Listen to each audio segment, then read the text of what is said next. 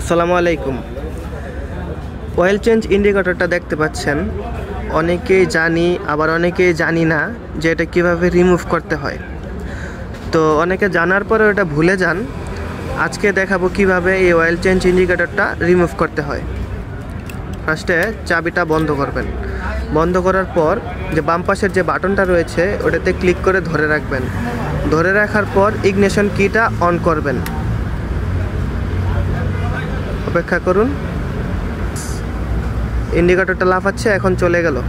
বাস, সহজ একটি কাজ, অনেকেই ভুলে যান হয়তোবা। ধন্যবাদ সবাইকে।